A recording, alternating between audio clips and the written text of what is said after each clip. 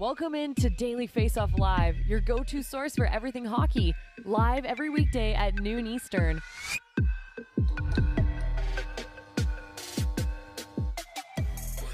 It's a Friday, October 28th edition of Daily Faceoff Live. Tyler Yaremchuk and Mike McKenna, and a man who I would say, if I had to pick one member of the Daily Faceoff staff to be trapped on a desert island with, it would be this guy, Mike McKenna, because he's always talking, cooking up a chili, cooking up a pizza, all this stuff. Mike, how's it going? It's good. I'm also really good with a blowtorch. Problem is, on a deserted island, I don't know where you're going to find one of those things. So I didn't take Boy Scouts, but I did TA stagecraft in university, as you would say in Canada, and college in the United States. So Yeah. I guess I'm kind of handy. I don't know, dude. How you doing, Tyler? I'm going to go watch wrestling tonight. SmackDown's in town, WWE. I can't wait. Woo.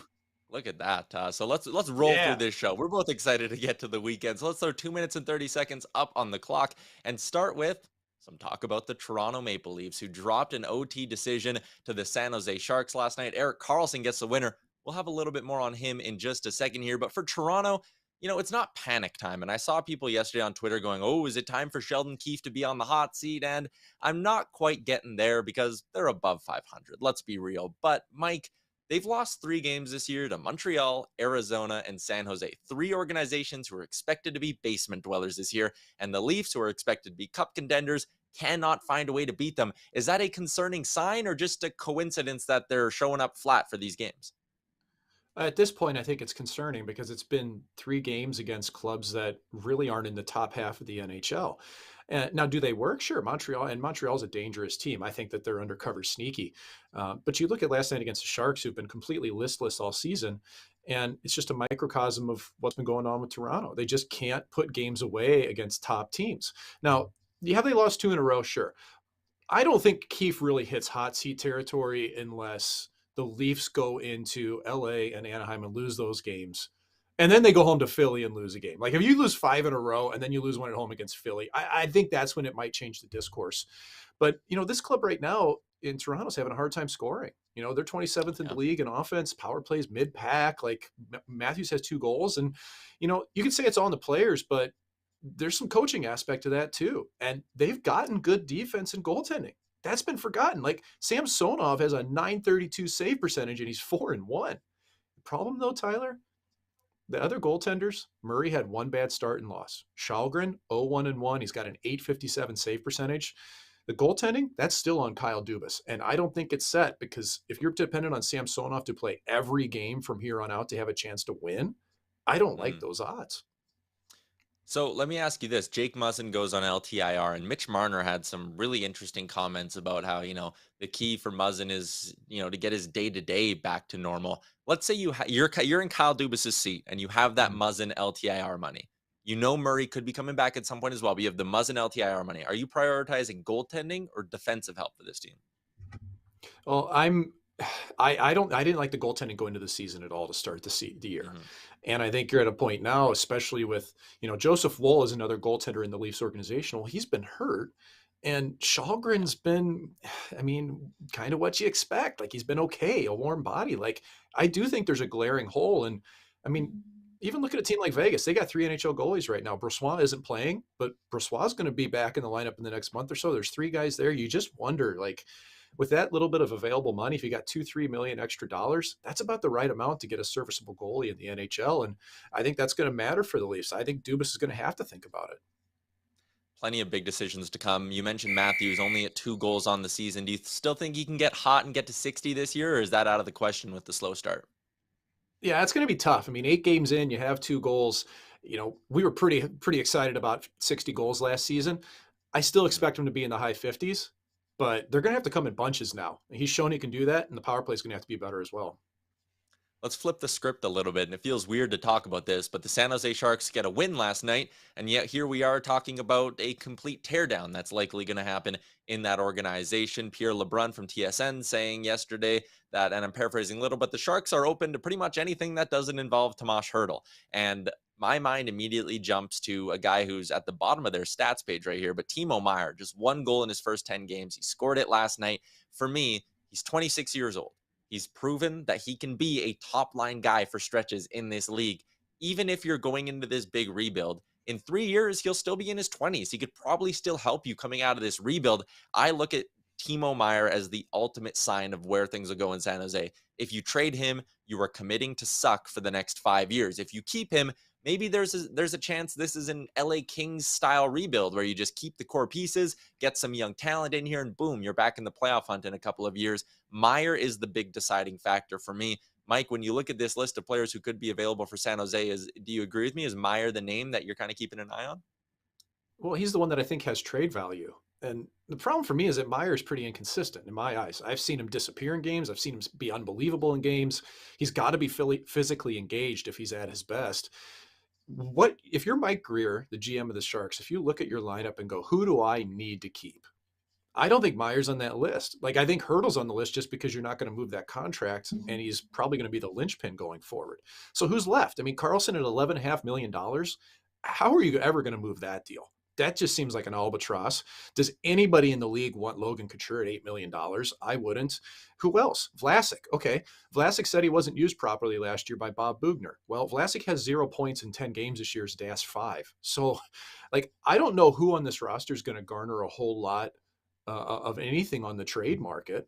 But if you can get it, and if you're Mike Grier, I think you need to do it. They need, in my eyes, they shouldn't have signed Hurdle last year. They should have traded him, gotten first-round picks, done the full rebuild. But that was before Grier. You can't look back. You can only look forward. So I don't want to say he's stuck with Hurdle. I like Hurdle. That's a good player to have. But everybody else, man, clean house. Start blank. Look at the Sens. Like, look at the trajectory of that team. This is something that the Sharks could do, and they could mimic that rebuild.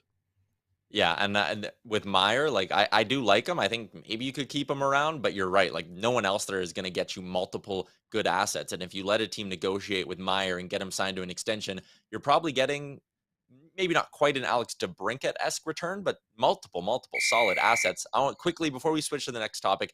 Erik Karlsson has 9 points in 10 games. Am I crazy for thinking that if the Sharks kept half, he'd be a $5.75 million defenseman? I think there's a chance a contender bites on him at that price. You're crazy. There's too many years left. Yeah, not going to that's happen. probably right. 4 more years after this one left for Erik Karlsson, who is, as you can see from the board, not quite the Erik Karlsson that we remember from his Ottawa days. We talked about Matthews, only 2 goals in 8 games. He is still the odds-on favorite to win the Rocket Richard, but he is not leading the league in goals right now. That belongs to Connor McDavid, who scored a hat trick last night against the Chicago Blackhawks, and he was just buzzing. It was a vintage Connor McDavid night. He was spinning all over the ice. He was creating chances pretty much every time he jumped over the boards, and he's got this goal scoring thing going this year. There's a lot of talk around Edmonton that McDavid's kind of made it a secret mission that, he wants to show the league, I can be a 50-goal guy too if I decide to. He's right now, I think, plus 425 to win the Rocket Richard, lead the league in goals. And I'm starting to just get a little tempted to sprinkle some dough on that, Mike McKenna. Am I crazy for thinking the Rocket Richard is a possibility for Connor McDavid? I think it's a long shot. I mean, he's never gone over 44 goals in a season. The thing about it is, though, that McDavid's always striving to be better. And it's not just offensively, it's defensively as well. I just think it's a stretch. I actually had Leon Draisaitl picked for the Rocket Richard this year, and he's got 4 goals on the season. I think with McDavid, it just seems to come in bunches, and that's why it's so noticeable with him. He'll rattle off 2-goal game, 3-goal game. His total point projection is through the roof because he never misses a game, it feels like, without being on the score sheet. But the actual goal scoring aspect, so much of it for McDavid is downhill, driving towards the net, and you just don't get as many of those opportunities as you could, like a Draisaitl, on and off the blade, on the power play. So could it happen? If there's slumps across the league, if guys like Matthews or Kaprizov, Ovechkin, Kreider, these top names, if they don't really catch fire, maybe we're looking at 50-52 as leading the NHL. I could see that. But I think it's going to be tough for McDavid to head over 50. That's just kind of my gut on it, though, Tyler. Yeah, and I do think there's something to be said that right now he's shooting the puck a lot more. And early in the year, I think he does have the mindset of like, I'm going to try score more this season. Draisaitl and him had a bit of a joke earlier in the year that Draisaitl said he could maybe pop home 60 this year. But I also think at some point you always revert back to your old habits, and McDavid has always been a pass first guy. And I think there'll just be stretches this year where, like you said, he'll have runs like he's on now, 8 goals in 8 games to start the season, but there will be runs where he only scores twice in 10 games because, well, he's racked up 11 assists. I guess the better question, he's on pace for 150 plus points right now. Do you think he can keep up that kind of ridiculous pace? Could he be the first guy since the 90s to crack the 150 point mark? Yeah, looking across the league and seeing that most teams are now well over 3 goals a game, like scoring is up. So, I don't want to say no on that. Like if he's healthy for all 82 games, I think he could hit 140, maybe nudge up against 150. It's hard in today's game though through the course of the season. We always see scoring up at the beginning of the year and it starts to come back down. So again, I think it's kind of a long shot, but who's going to touch this guy for the scoring race? I don't know, man. He's on a different planet. yeah, I don't think anyone's coming close to him points wise this year. Moving along to another wildly impressive individual performance from last night, and that's what Carter Hart did. This guy almost got to 50 saves in one game. He was sensational in the Flyers win. Since you are our goaltending guru, Mike, I want to start with Hart's performance last night. His performance so far on the season. Are you noticing any differences in his game compared to last year? I think the confidence factor is real because I see Hart being very decisive in his movements and his routes, it's letting him get his feet set before the shot and get his eyes on it very early.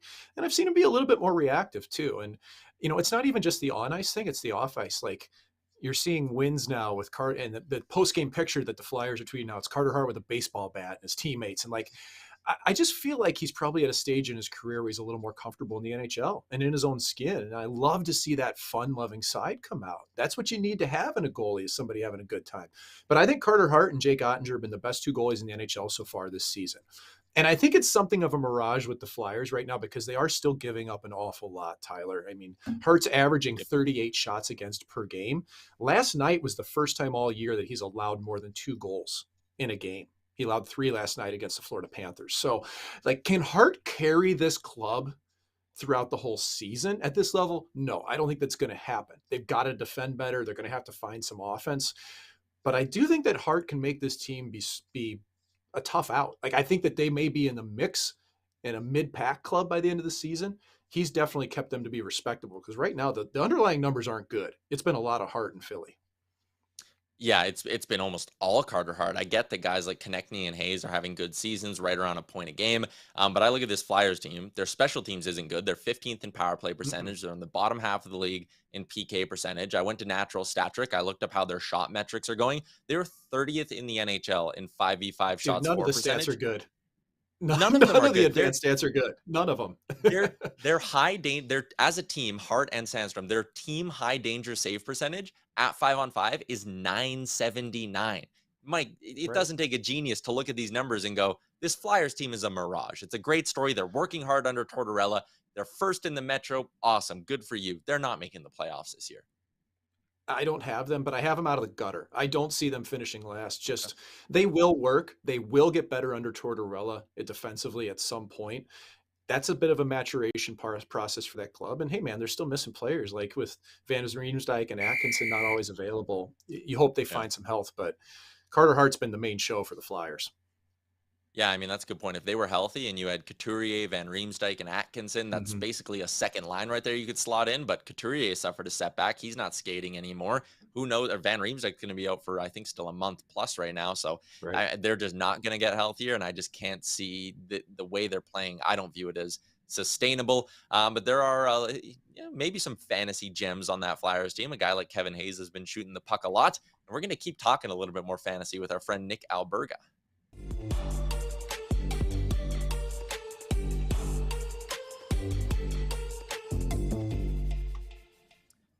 Always a pleasure to welcome in our friend Nick Alberga to the show for some fantasy hockey talk delivered by DoorDash. There were a bunch of impressive individual performances last night. We've talked about McDavid. We've talked about Carter Hart. But now, Nick, I want to ask you about Brad Marchand. He returns to the lineup almost a month earlier than anyone expected. He scores twice. He adds an assist. He does Brad Marchand stuff. What are the fantasy implications of Marchand's early return to this Bruins lineup?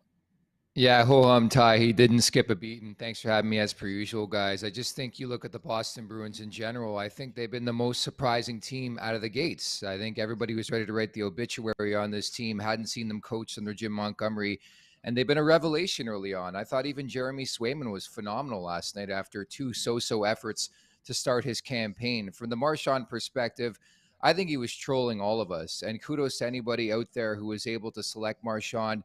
I think his ADP was around 117, if you can believe it. Only ends up missing, 6, 7, 8 games. So that's a fantastic value if you're able to snag him on your fantasy roster. Played 17-31, 4 shots on goal last night, a game-winning goal, 2 goals. Like, he was everywhere. And I think at the very least, this boosts, again, the value of a Jake DeBrusk, who will be sticking for the time being on that top line. And then on top of that, I wonder what that means for David Pastrnak, because David Krejci goes down last night. They trade Jack Studnicka to the Vancouver Canucks. So suddenly, the value's not there with Pastrnak where it was a couple games ago. But Marchand was tremendous last night. I wasn't shocked, though. Yeah, I wasn't either. I mean, it doesn't phase him. Like, come back in the lineup, it's like he hasn't missed anything. It's a sign of a veteran player that's been there, done this. You look around the league, and injuries are really the one thing that can crush a team when it comes to fantasy, and you've got to be able to find replacements. I think of 2 players. You got Pavel Vucinovic with the St. Louis Blues. You got Andre Palat in the New Jersey Devils. If you've had either of those players on your fantasy roster, who do you need to be looking towards to try to replace them and get that all-around performance? Yeah, and I think you just have to roll with the punches, to your point. Certainly injuries are a part of the game in real life, and ditto for the conversation in fantasy. I think from the New Jersey perspective, you start with Andre Palat. I think ultimately when, injuries happen in the NHL from a fantasy perspective, you have to decipher in-house what that means for the roster, what that means for his roster position, and then externally. When you look at New Jersey, a guy I would have on my watch list right now is Fabian Zetterlund. Hopefully he's much better than Fabian Brunstrom, who played in this league a couple of years ago. But his first game the other night on the top line had 7 shots on goal. He has 1 assist in 2 games, 8 points in 14 career games. So at the very least, I would have Zetterlund on my watch list. He's been playing with Tatar and Hischier so far. As for St. Louis, I think you look at Jake Neighbors playing with Ryan O'Reilly and Braden Shen. I think there's a bit of value in terms of his deployment right now. And then I would look externally. How about Max Domi, right, guys? Like, we all expected Chicago just to be just the worst team ever. And so far, they've been a reputable opponent, even playing the Edmonton Oilers tough last night. Domi's got that attachment to Patrick Kane. And as long as Patrick Kane is playing with Max Domi, I think you have to give him a look, at least from a DFS standpoint. A 4-game point streak for Domi, 3 goals, 3 assists, 6 points, a game-winning goal. Played 1954 last night. You love to see that for Max Domi trying to get his career back on track. Couple other names I would throw at you. Gabe Vilardi's got 6 goals in 9 games. Red hot to start his campaign. Kent Johnson, Connor Garland, and Andrei Kuzmenko are a couple other guys I would look at.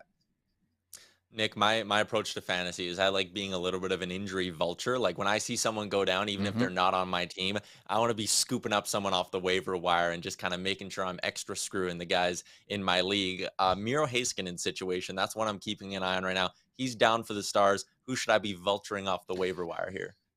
So the name internally is Nils Lundqvist. If you do remember preseason, the New York Rangers, the Dallas Stars made a trade. I think anytime Jim Nill is a part of a trade, the savant himself, the draft himself, I think you have to look at it. And what I've seen from Lundqvist so far is pretty appetizing. And we don't know just yet the extent of the injury to Heiskanen, but I think you're looking for PP1 QB capabilities, and Lundqvist certainly has that. Picks up an assist last night.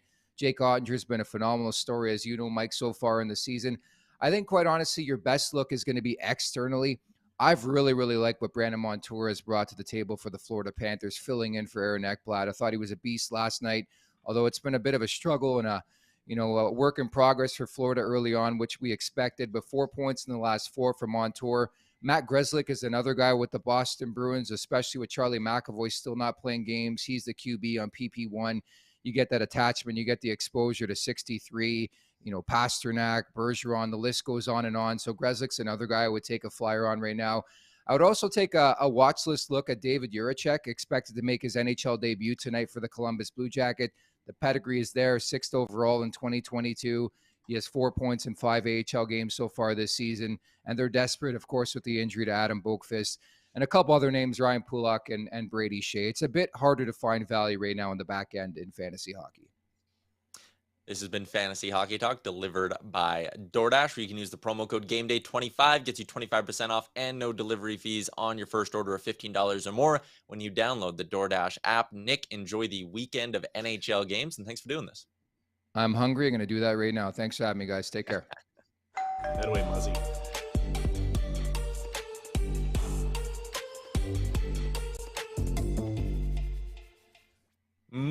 along to our daily face-off inbox question, hashtag AskDFO. And Mike, you know we are firmly in hockey season when there is a controversial goaltender interference call to discuss. And I love throwing these your way with your unique perspective. So this call, Evander Kane, it's called the goal initially. The refs kind of huddle up, decide, no, it's no goal. Then it's reviewed and confirmed to be no goal. Do you agree with the call? Should this have been no goal?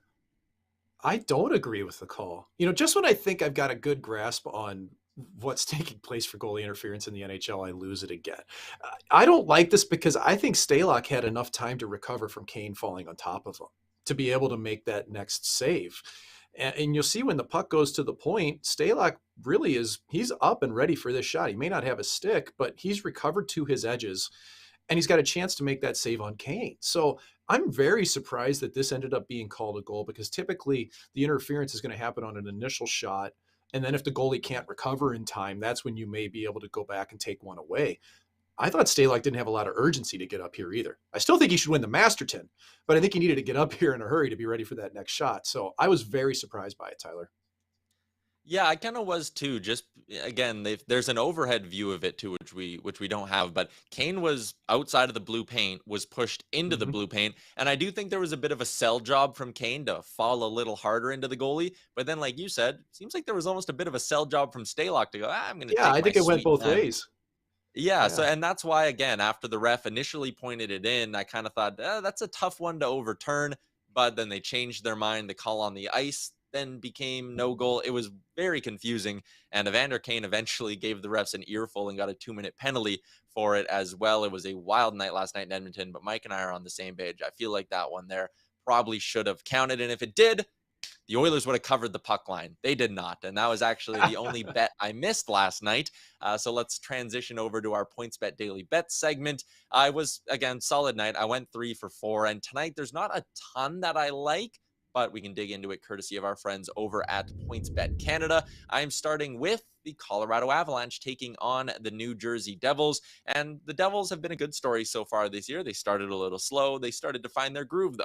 The Avalanche, you could almost say the same thing. Their last 2 wins have been impressive, and they've come against really high-quality teams as well. So the Avs are showing they can beat quality teams even when they're on the road, and I think this price just is a little bit too juicy for me. Minus 136, I'm not used to seeing the Avs priced this way, so I'm going to be all over it. They should be starting Alexander Georgiev as well. He was sensational in their win over the Rangers.